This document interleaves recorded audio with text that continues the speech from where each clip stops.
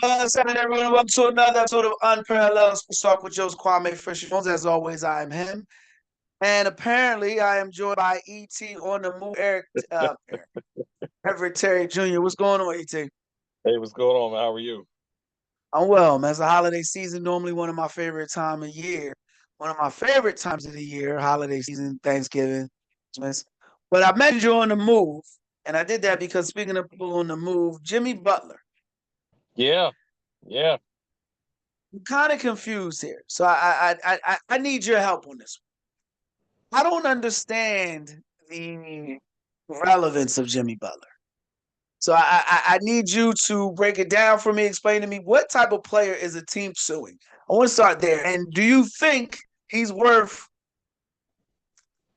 any from anything? What do you think his worth is? Let's start there. So, going to a playoff team that's a contender that needs a closer, he's perfect. We all know playoff Jimmy comes to play, and you're going to get a Okay. competitor and a guy that cares. You want I'm that in gonna the locker interrupt room, you. I'm especially if gonna you have a interrupt young you a team. lot. I'm gonna interrupt you a lot on this one. You Why? say playoff because I this to me is layered. So he says playoff Jimmy, right? Playoff Jimmy is a clue. What happened in Minnesota? What happened in Chicago? What happened in Philly? Bro, Well, he was only the go-to guy. The only team he was the go-to guy was in Chicago, and he got Chicago deep in the playoffs year after year. But you can't win by yourself in today's NBA. did he? Minnesota was a dumpster fire, and that's why they got him out of there.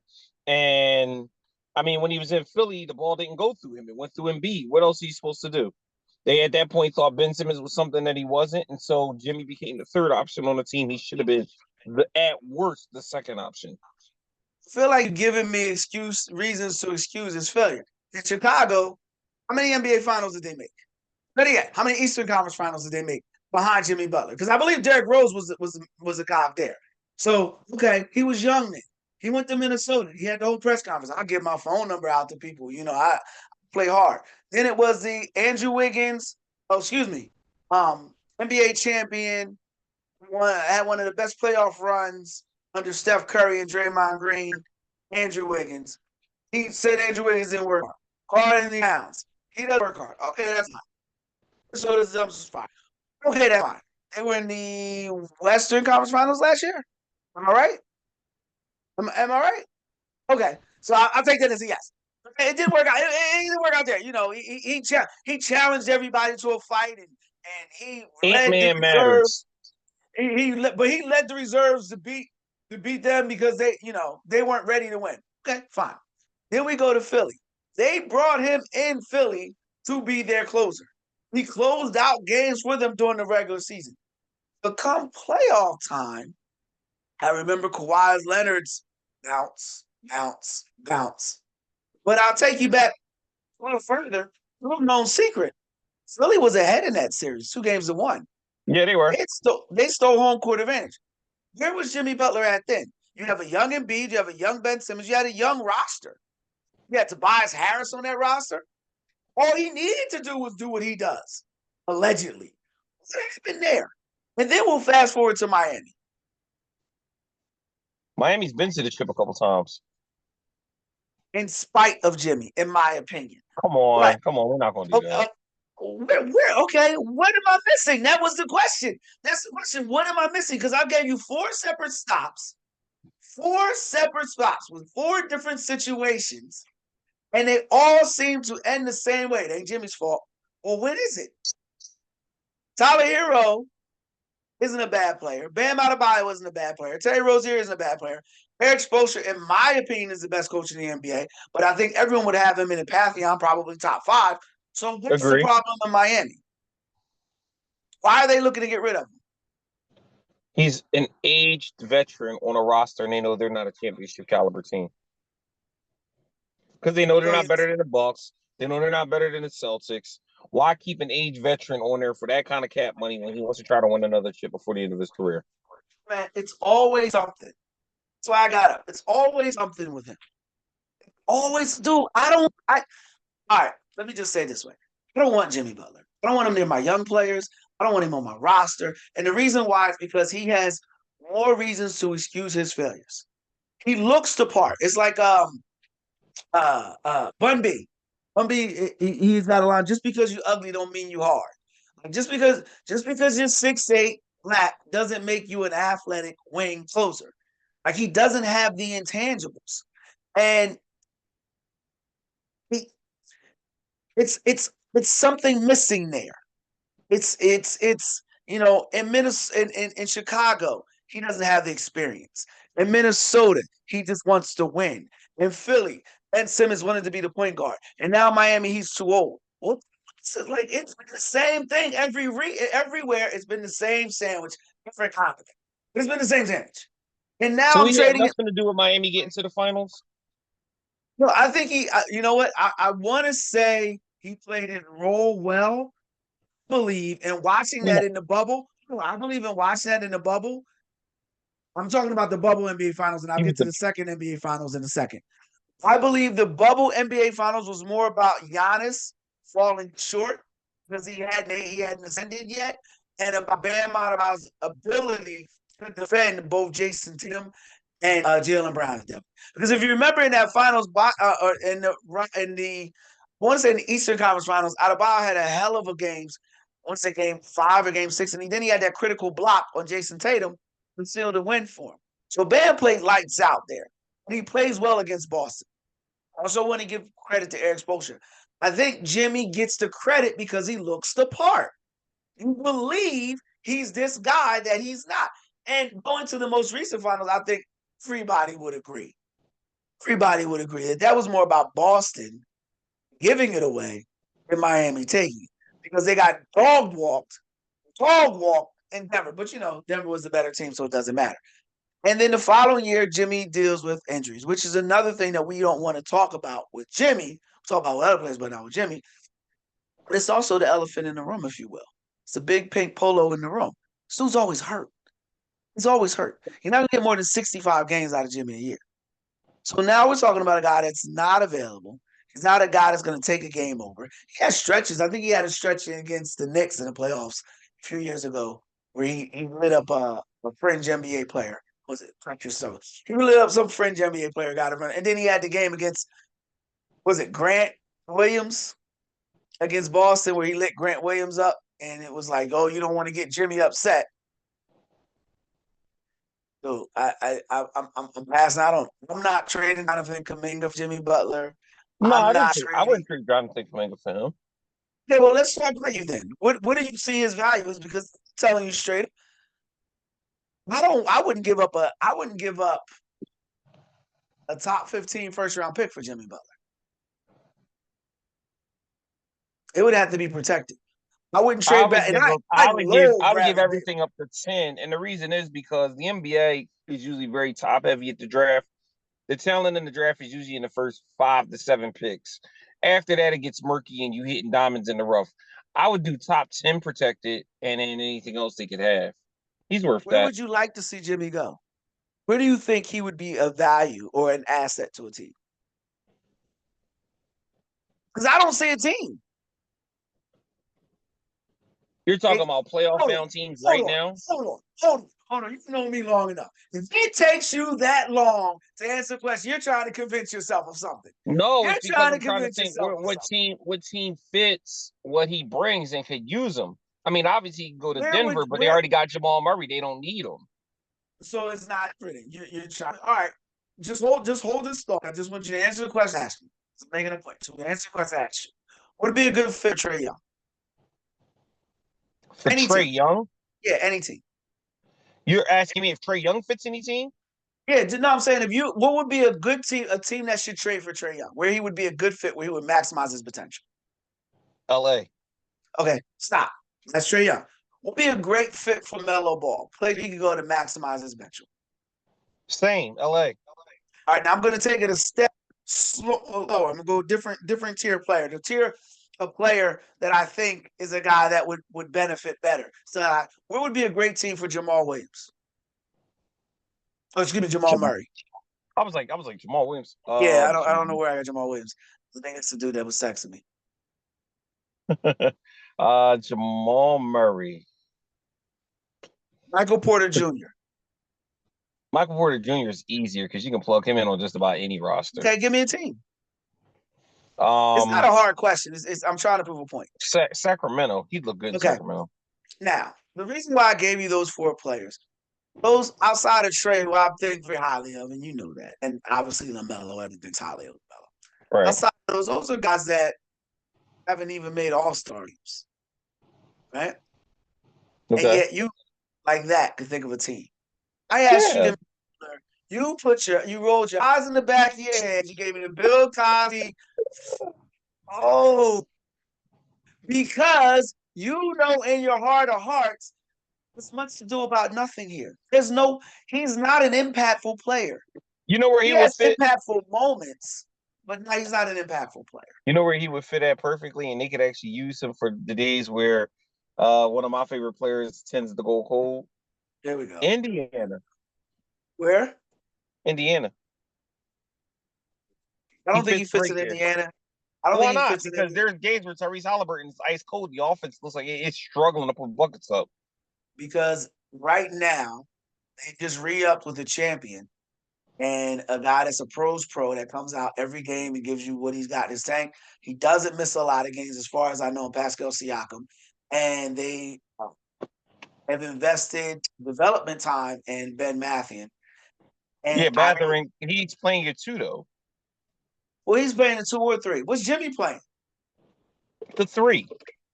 Okay, so Matthew's playing, and also, and I got to take a look at this because we're going to talk about the Pacers later on. But that's a great question.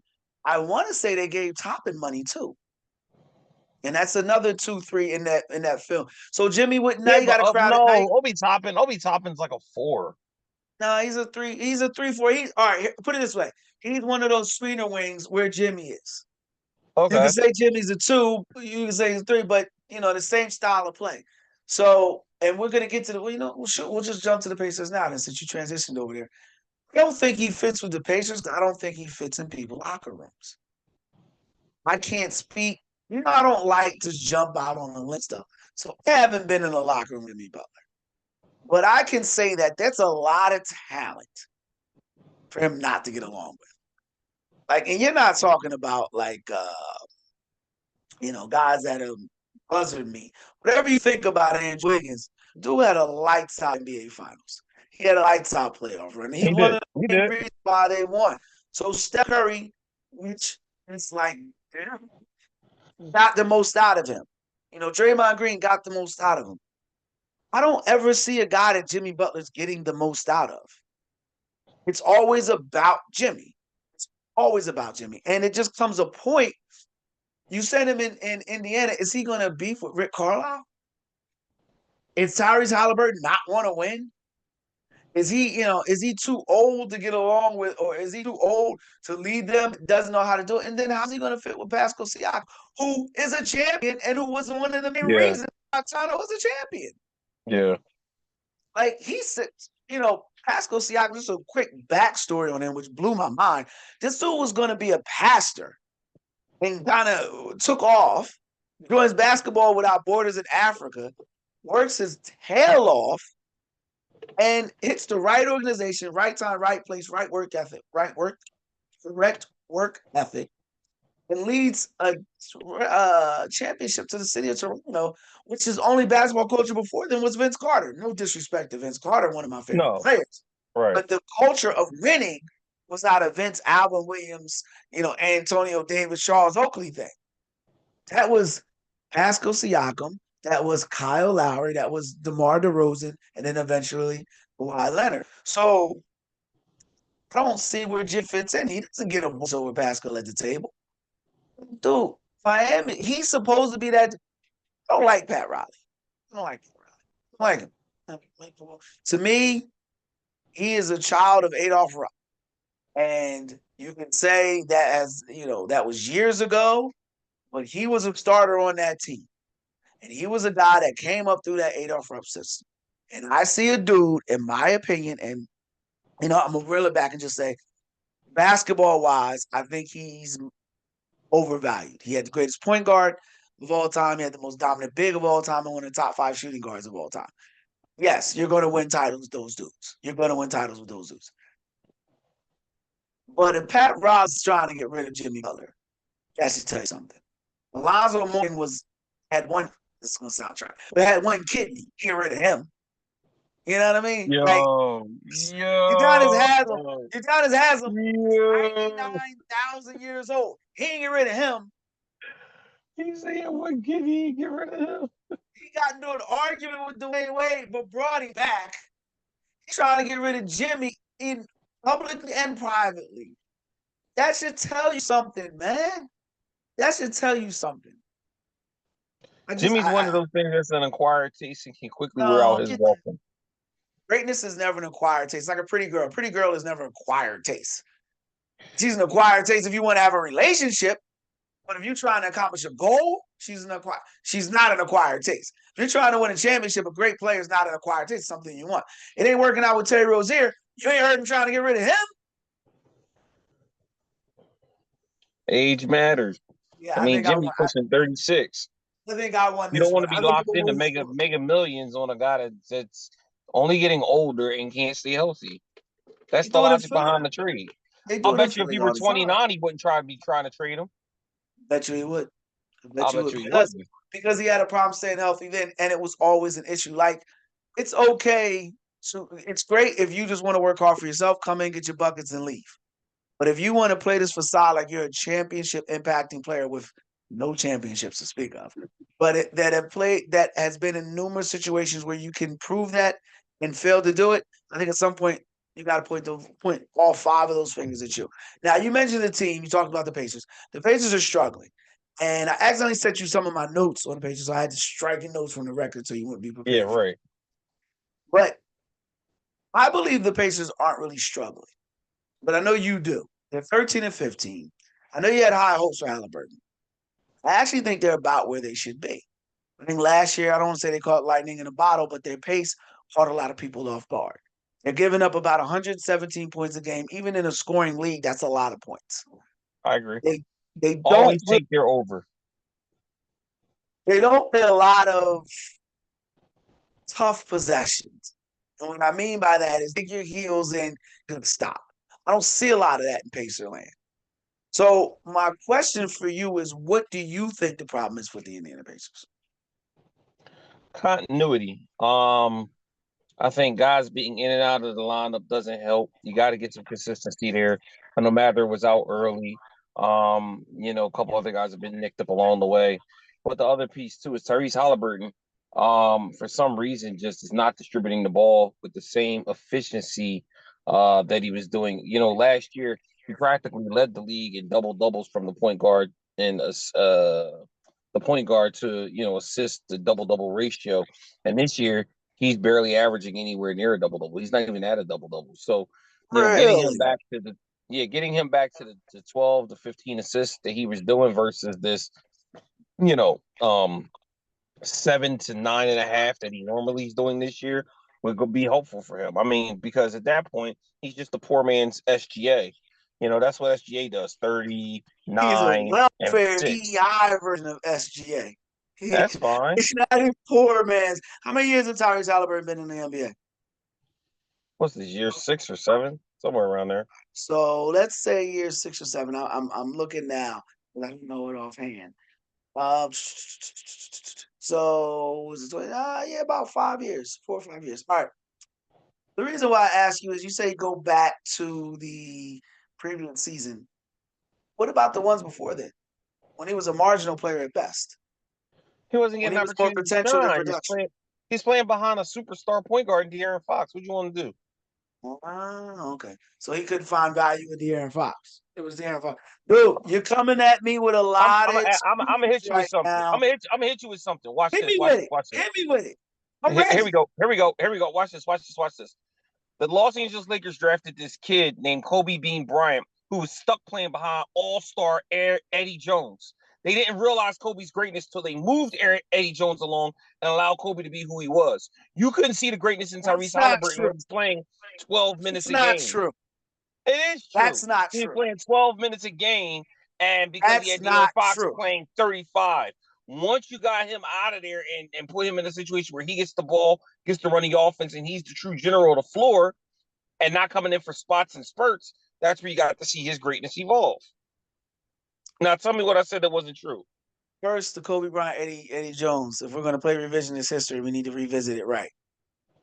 Uh, Jerry West traded Eddie Jones because Del Harris would not play Kobe Bryant.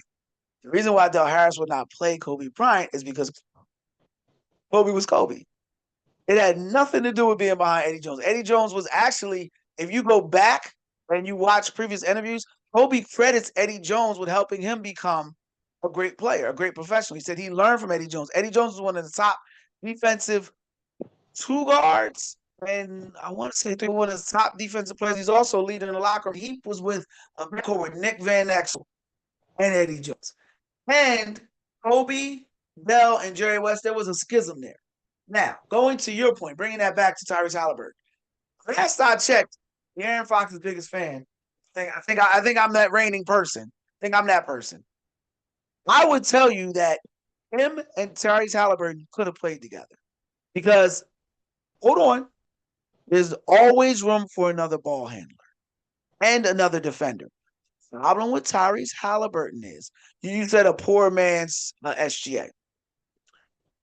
I liken him to a rundown version, a broke down version, a last year with the Lakers version of Ron Harper. Stop That's it. Good night. different. Good night. Go to sleep. Go take Well, a nap. Not you doing say that. that. You say Show that. me when Ron Harper ever averaged a double-double. Ron Harper, well, before he got hurt, he was a hell of a player. No, Different I type of, said show me when he ever averaged a he double-double. didn't play in this pace league. You know what I mean? Hold You on. are not He didn't play in answering this my pace question. league. He didn't average a double double. I can answer your question right. He didn't average a double double. Thank But you. is that the numbers we're going off of? It's just averaging a double double. Show me some. The fact Show of me the a matter guy is, who can handle a Tyrese Haliburton averaged 20 and 10. Show me a guy that averaged 20 and 10 from the guard position, and then talk to me about comparing him to Tyrese Haliburton. first of all, well, to answer that question, there are plenty of guys that average 20 and 10, but I wouldn't compare them to Tyrese Haliburton. But so that answers that question. Now let me There's make my not point. plenty. This is the first guy that comes to mind. No one ever talks about average 20 and 10. Well, it's Terrell Brandon and Kevin Johnson. What do they do? Good players. You know, Kevin Johnson cooked Allen Iverson, but who cares? Terrell Brandon, yes, Cleveland, Minnesota, average 20 and 10, and Kevin Johnson. So the 20 and 10 benchmark to me means nothing. That means nothing. And when I look at Tyrese Haliburton, he's always going to sneak up on you and get 13 points, 11 assists, 8, 9 rebounds, because that's what Ron Harper did towards the tail end of his career, because he knew how to play the game. Tyrese Haliburton has impeccable basketball instincts. He is an incredibly smart player. I don't want to say he's not skilled because he's an NBA player, but his skill set is not that of an NBA all-star. And people keep thinking he is. They keep pushing it. It's like when you get it's like your car, right? You push your car too hard, what happens? It breaks down. What's happening with Tyrese Haliburton every stop? He breaks down. This year, is it the hamstring or is it the ankle? I'm not trying to be facetious. I'm saying this year it's one of the two that's causing him to struggle. Then you consider this last night: 13 points, 12 rebounds, or 12 assists, 9 rebounds. They beat the Suns, right? Is that a great game? Is that an impactful game? No, it's a solid game. That's what he is, a solid player. It had nothing to do with De'Aaron Fox. He couldn't get in front of Deontay. He couldn't get in front of Off Night. He couldn't get in front of what was it, Devontae, the guy from Baylor, the shooting guard from Baylor, the undersized shooting guard is a good defender. I want to call him Murray. His name's not Murray. You know what I'm talking about? No. From Sacramento. He couldn't get in front of the The second only string. shooting guard I know is Malik Monk, but he didn't go to No, Baylor. it's not Malik Monk. He came well after. There's another guard they drafted out of Baylor. He was a top 10 pick. They drafted him. He's small in stature. He got traded. I think he's in New Orleans now. It's like Devontae something. He's from Baylor. They call him Off Night. But the point is, Tyrese Haliburton couldn't get in front of him. And Tyrese by the way, Haliburton, Terrell Brandon never averaged 20 and 10 in the NBA. Never. what did he average? For his career, What did he average in for Cleveland? his career, he averaged 7 and 3. His peak season, he averaged 19 and 6. And the only time he Terrell ever Brandon, averaged near 10 assists, he went 14 and 9.8. I'm looking right at it. I was looking at it because That's I remember 14. Kevin Johnson, but Terrell Brandon, I did not. I'm not looking it up now. Take your word for it. So 14-9. 1 year he had 14 points and 10 assists. So that's not 14 and 20 and 9, 10. 9 assists. That was his best season from assist point of view. And that was in Minnesota? That Or was that's in Cleveland? Minnesota. No, that's Minnesota. I He was don't know. But 19 and 6 in Cleveland. okay. So we said Kevin Johnson 20 and 10, right? Kevin Johnson definitely was 20 and 10. I knew that for a fact as soon as you said it. Okay. Yeah, I'll take your word on it, Terrell Brandon. I'll take the L on that, but the point still remains the same. That those numbers, those double numbers, don't carry as much weight as they do now, specifically because this is a pace league where guys are getting up and down the floor, and he plays on a pace team. Like if you're saying he's averaging 30 and 10, okay, I'm hearing you. So those are good numbers. But 20 and 10 means nothing. 20 and 10, and we talk about this all the time. It's 5 points a quarter. You can't get 5 But points a that's why I quarter. said, show me who else is averaging 20 and 10. Because Luka's not, FGA's not, none of these guys are averaging 20 and 10. Who's averaging 20 and 10 right now in the NBA? What's Ben Simmons' height year? Like the year Like that he had 16, like 16 and 16, what? 8 and 8. Okay, 16, 8, and 8. And that was when he was an all-star or no? With the Sixers. Okay. You would agree with me that offensively Ben Simmons is not a skilled player, right? Right. His best year was 16, 8, and 7. Sorry. Yeah. It's 8 assists or 8 rebounds? 8 rebounds, 7 assists. All right, 7 assists, 16 points, and not 8 a skilled rebounds. offensive player. Right. Right? Well, no, but your question is 20 and 10. So I'm trying to tie this up as a bow. So he's an unskilled offensive player. He averaged 4 less points. He's an unskilled offensive player, and he gave you 3. You said 7? Yeah.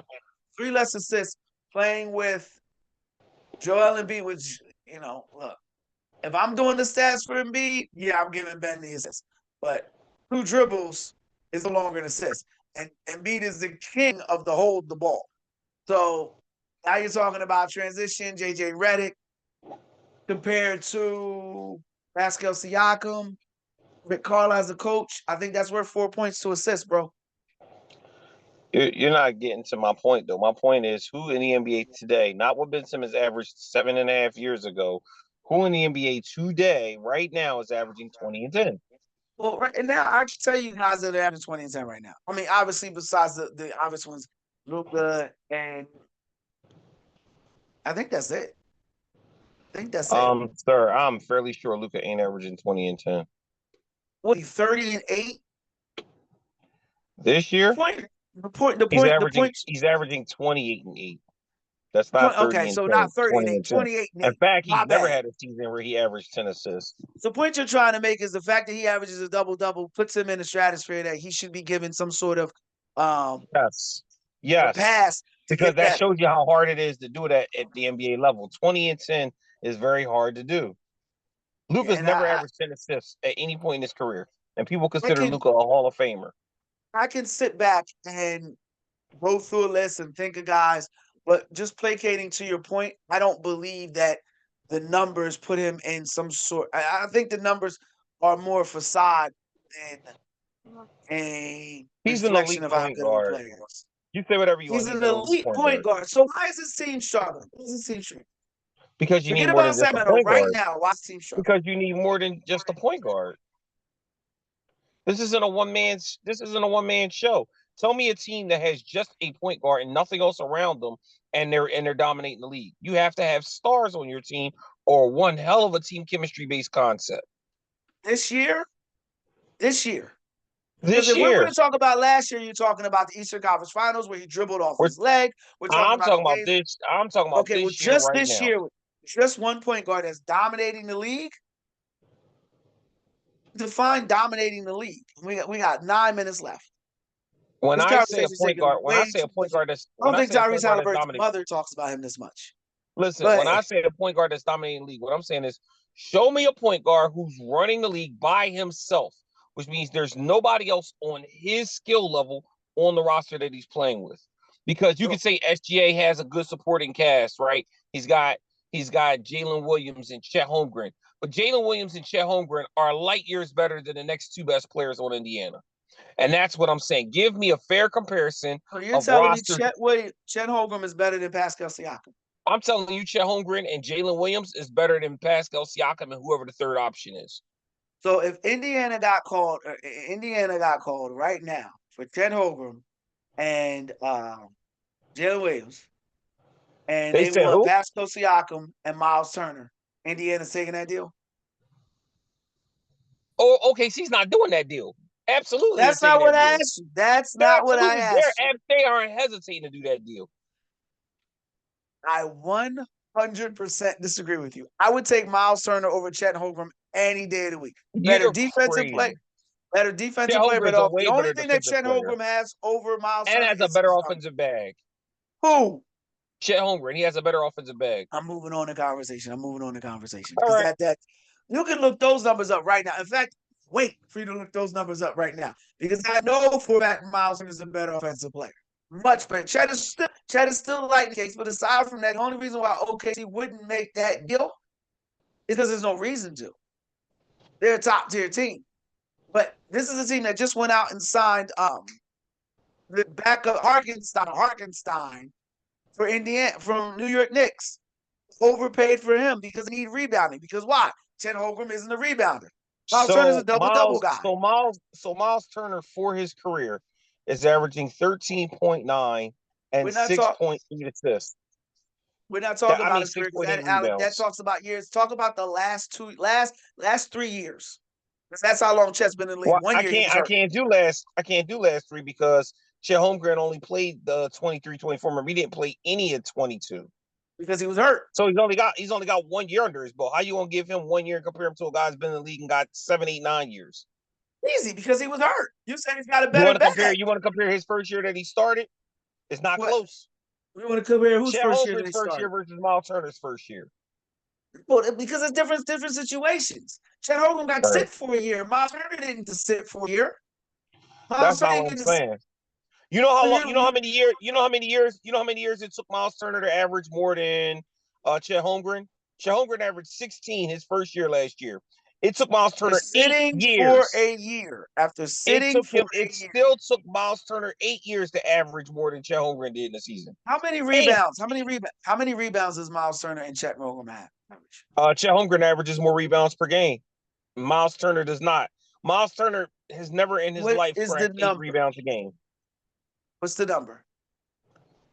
He's 6.8 for his career. His peak year was 7. We're talking about last season. We're just talking about last season. Oh, last season.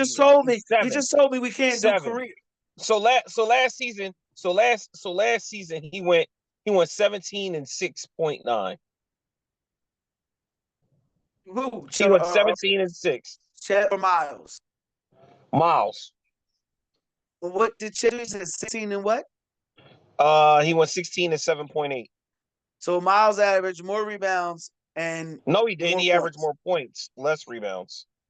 I thought you said he was 17 and 7. He was basically 17 and 7. Chet Holmgren was 16.5 and 7.9. He was basically 16 and 8. 16 and 8, 17 and 7. And how many blocks? Oh, I have to dig in for the blocks. All right. We don't have time for that. Not a big deal. So what are you basing? So just off of those numbers, the fact that Chet Holmgren, the fact that Chet Holmgren is only like 24 years old. He's 20, 22, 23, 24 years old, and Miles Turner is 30 something. Is Miles Turner 30 something? He's close to it. Let me see. This conversation has jumped off the rails at this point. No, I don't think. The only reason why Oklahoma City would not make that deal is because it doesn't make sense financially, and there's no reason to. They're one of the top teams in the league. But if you're taking pound for pound Miles Turner or Chet Holmgren, age is the only reason why you would take Chet Holmgren. It's the only reason why you would take Chet Holmgren. And as far as Pascal Siakam, I think everybody would take Pascal Siakam over Jalen Williams. No, everybody wouldn't. Jalen Williams. The only reason why you wouldn't. Jalen Williams plays both ends of the floor and is an emerging offensive skilled player. He's very skilled offensively. He's not some guy that doesn't have skill. Yeah, I'm well aware of Jalen Williams. He's from this area. The point is, you're telling me that you would not make that trade. Is age the reason why you would make that trade? Age and the fact that Jalen Williams is ascending. We already know Pascal Siakam's at his peak. He can't So it's get better than age. what he is. So it's age. So He can't boom, get better than what he we is. got Jalen Williams all the can way get better. around this. We got all the way around this. And you're trying to basically make this point that Tyrese Haliburton is a better player because he averages double-double and he doesn't have anybody on his team. Is that what you're trying to say? What I'm saying is Tyrese Haliburton is averaging a true double-double in today's NBA. That makes him an elite guard. And he does it with a roster that is not at the same level of his peers with other elite guards. That's all. You give me a guard that's better than him, and I'll tell you he's on a. You give me a guard that's better than him, putting up the numbers he's putting up, and I'll tell you he's on a better roster. You know, it's funny you say that because you can go any guard and you would say, well, they're older or they're a different type of player or No, they're I this, they're said that. give me a guard putting up numbers like him or better than him, and I'll tell you they have a better roster. You want to use Dirk, even though he's not really the Harden's point guard? roster look like? What's James Harden's roster look like? What's James Harden's roster look like? Where they play? Clipperland? Yeah, Kawhi Leonard, Norm Powell, how many games Kawhi Leonard Ivica played? Zubac. You asked me the roster. Kawhi Leonard Leonard's on the hasn't played. roster. Okay. The Ivica Zubac's roster right averaging a now. double-double. The question was right. What Norman is Powell James dropping Harden's 45 numbers? a game. What is James Harden's numbers? You said who? James Harden this year without Kawhi Leonard, which was the question you asked, talking about the roster. And I don't believe you. I'll let you sucker get me into this long conversation about Tyrese Haliburton because he's not worth this. In fact, we got like less than a minute, so I got to shut it down anyway. We're gonna revisit. I'm gonna save this episode. I'm gonna call this a Tyrese Haliburton defense. I'm gonna save this episode, and when they are fighting with the Sixers for the 10th playoff seed, I guarantee they'll finish better than the Sixers will. Hard to say. That's it for this episode of Unparalleled Sports Talk. If you enjoyed this episode, make sure you like, share, subscribe. Anything your podcast platform allows you to do. Until next time, we appreciate your time here. You're busy.